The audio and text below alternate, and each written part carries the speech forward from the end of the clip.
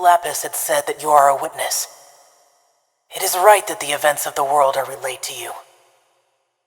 Every good story has a protagonist, not necessarily a hero, but a person who the story revolves around. And in most stories, it's a world that needs saving. Genshin Impact's world, for all its color, vigor, and life, has a strange way of portraying the role of the traveler as a hero.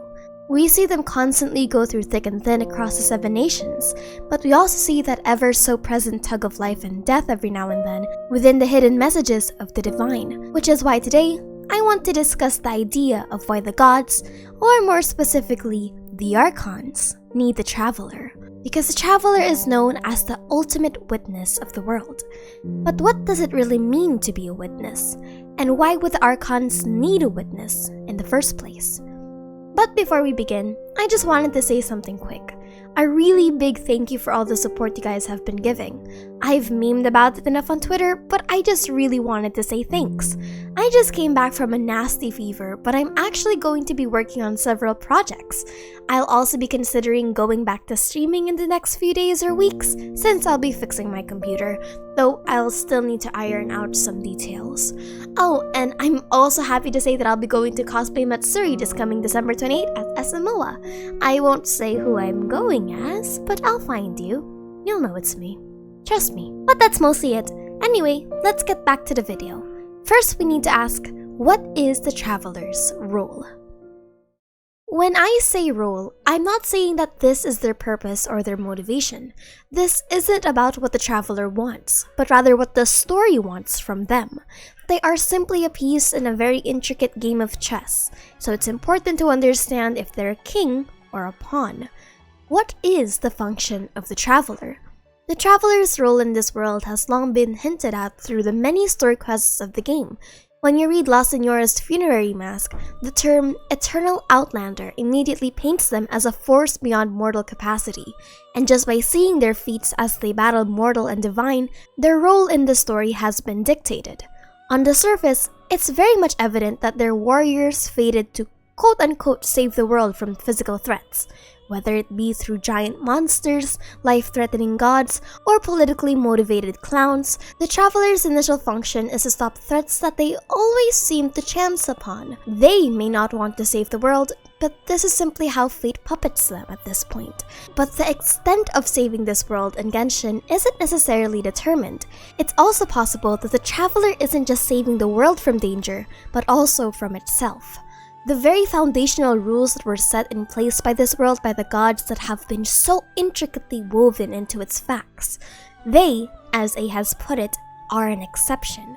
When you look further between the lines, you see a new title for the traveler, Witness. Genshin's way with words is very intricate and sometimes a hassle to textually analyze, to put it frankly, but it is intentional. Or at least, witness is the word used in the English dub. To witness is to experience, and from that experience births intimate and unmuddled knowledge. This was first formally implied by Zhongli during his story quest in 1.5.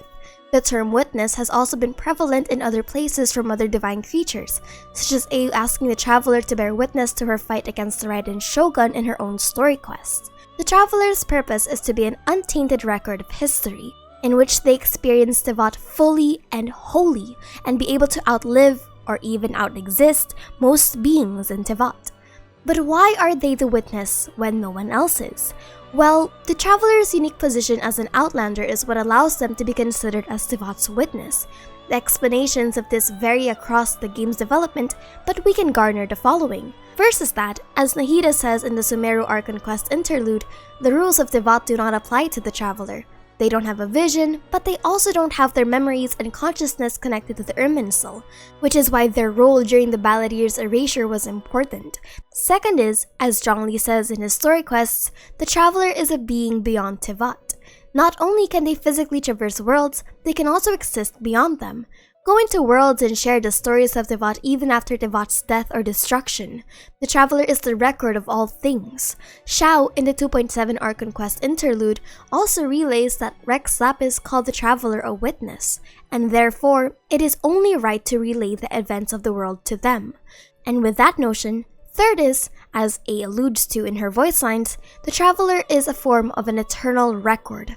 Through the Traveler's memories untouched by either the Irminsul or erosion, the legacy of Teyvat lives on, and in her own way, she and the rest of Teyvat continue existing for eternity. Of course, that isn't to say that the Traveler is the perfect record, but there is no doubt that the Archons see a benefit of relaying the world's history and truth to them. Of course, to the best of the Archons' ability and the permission that Celestia gives them. Though, if any of those changes in the future, I wonder how they'll change, you know? Now, I want to talk about the Archons in general. To fully understand why the Archons need the Traveler, it's also important to digest the concept of memories and history from their perspective. Memories and history in Genshin Impact's lore are not fallible, and certainly not immutable. We also have the concept of erosion, in which history and memories, according to Zhongli, can be subsumed or forgotten. Ashtaha, for example, was a victim of such circumstances in which he forgot his promise to Morax. So, let's begin. As much as I wanted to separate them, Barbatos and Morax actually share a similar perspective when dealing with history. Venti and Zhongli, as characters, have a fascinating theme on how they present themselves. While they are both incognito gods that have their own obligations to Celestia, they are also beings that value retention, record-keeping, and knowledge-sharing above everything else. They are beings that are happy to share the information and knowledge that they know to the general populace, but also have a slow fear of what's to come of their own memories in the future because of erosion. They, as beings amongst the first seven and as entities thousands of years old, would have been past their prime, and thus understand how important someone like the Traveler is in cataloging history. Venti and Zhongli would have had the best experience and knowledge of how valuable memories are, especially in a world where immortality isn't a permanent asset. Venti has extensive knowledge of the past and the present, and most likely even the future. We should also note that, as a bard, his songs and fairy tales seem to be purposefully woven. His ballads across the years are filled with the rich lore and history of Mondstadt, sound to the audience as a jest or entertainment. If you read Venti's stories, a lot of his personal connections have something to do with upholding legacy or being forgotten entirely. His role as the god of Mondstadt, for example, wasn't inherently his own. He had shared this authority with Istaroth, the goddess of time. Unfortunately, as far as history has been concerned, she disappeared without a trace from the culture of Mondstadt, never to be seen again as far as we are aware. Barbatos taking on the form of his old friend is another example of preserving legacy, in which the nameless bard will forever live on in the people's hearts through Venti. Couple that with his ballads and fairy tales of weaving the names of faraway heroes and notable figures into, and you can see that Venti is a very traditional individual. He also seems to be deathly wary of Celestia, and I don't doubt that has something to do with the goddess of time. Venti also understands how impactful it can be to fabricate stories. In his own character stories, he has fabricated tales of Barbatos using the Tsaritsa's club, or him forging Rex Lapis' signature. He also questions the knowledge of the nuns when they sing songs of praise for Barbatos. How quick they are to judge Venti when they themselves haven't lived long enough to meet Barbatos in the first place. Now, it's important to note though that he isn't judging them based on their mortality. He's not that petty. But what he's implying is that history can be altered by simply time and nobody would know. On the other hand, Zhongli is an historian and a respected consultant of the Wangshang funeral parlor. Whenever we see him, he isn't opposed to stating the very rich history of Liyue and the world around him, even to the point of correcting misconstructions and misconceptions of the past. Zhongli understands how nothing in this world, even those embedded in the hardest of rocks, are permanent. History is subsumed, and eventually, the truth is lost to even the most devoted of archaeologists. That was why showing Wanyan the truth of the goddess of salt was as impactful as it is. He knows that there are those that cannot handle the truth of history because it's changed so much. Zhongli, out of all of the Archons, is also the one who introduces us to the concept of mental erosion, in which a person's capacity to remember themselves dissipates over time. He is also the one that shares how difficult sharing information can be. He is contractually obligated to keep his secrets about his dealings with the Tsaritsa during the Archon quest, and also to keep the Traveler in the dark about their sibling. My greatest wish? It has always been to roam free and experience the whole world. Now, I would add that wherever I go, it simply must be with you. Each day with you is an adventure, and where adventurers go, storytellers must follow. For those that live too long, the friends of days gone by and scenes from their adventures live on in their memories. As such, I have no regrets in meeting you, friend. Should the day ever come that we are not together, you will continue to shine like gold in my memories. While A has lived far longer than Nahida, their perspectives on legacy and history are actually pretty similar. Only now have they met a creature that they not only fully trust, but also understand is an asset in the grander scheme of fighting erosion. For A, it was through her character growth. That fear of losing Inazuma to time and prosperity was what eventually won over her to establish the Vision Hunt Decree, and her fear of erosion was what motivated her to create the puppets in the first place, at least in the context of her as the Archon of Eternity. But when the Traveler and the people defeated her and her ideologies, she realized that eternity can be preserved through legacy. She states that while Inazuma changes, it still stays the same.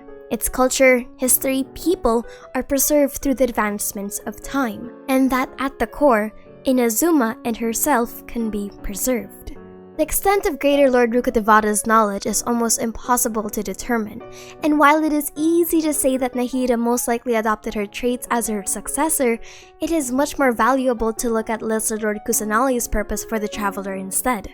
Nahida, as a fledgling Archon considering that she was only recently released and that she is only 500 years old, has yet to truly understand the purpose of history.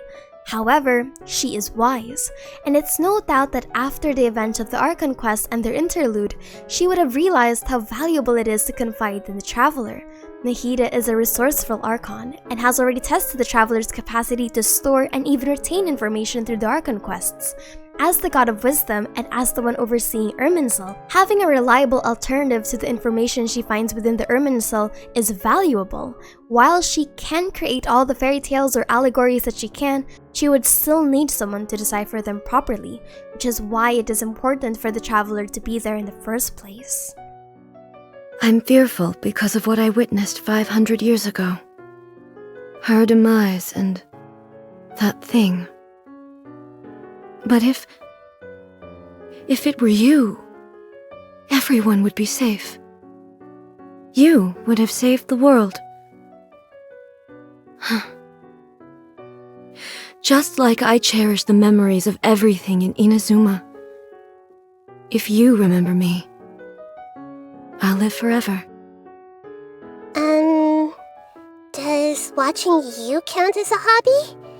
Because everything you do fascinates me. You're traveling the whole world. Where did you come from? And where will you go next? Who will you meet? And what challenges will you have to overcome? I want to know the answers to all these questions and more. So, please don't mind me. I just want to keep on watching you all the time. I've stated a while ago that being a record of all things is the purpose of the Traveler, but honestly, that's such a shallow purpose. It's like saying that I stored every random screenshot of Kazuha in an external drive somewhere, and yes, while that information is immutable and untouchable, what can it really do for the world? Like, so what?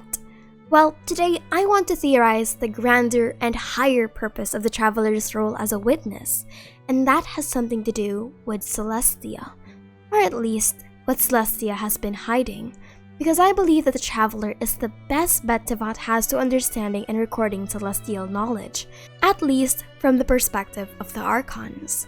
Celestial knowledge in Teyvat is one of the most difficult pieces of information to come by without being chastised or worse, silenced.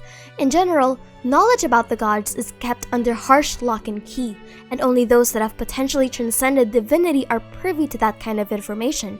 Censorship, erasure, call it what you will. But to know about the gods is not easy.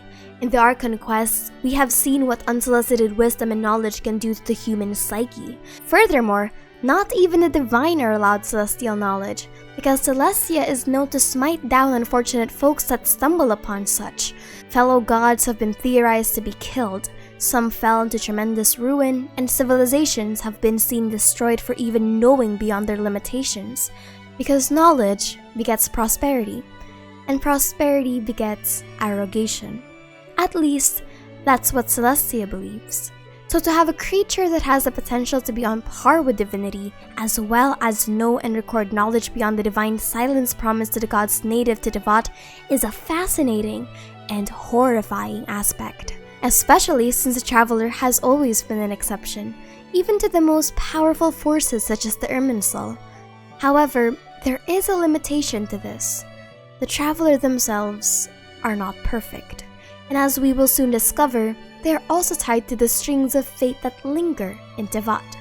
So if Celestia truly wants to silence them, altering their fate might not be a far-fetched method. But what could Celestia be hiding? And why are they going through such lengths to hide everything even from their own subordinates? From their own Archons especially? Well, that'll be a video for another time. Tomorrow? Who knows really? Anyway, my name is Aster and thank you for chilling with me. Ever good Stop fucking laughing. Sorry. Oh my god. Very good story. Oh shit.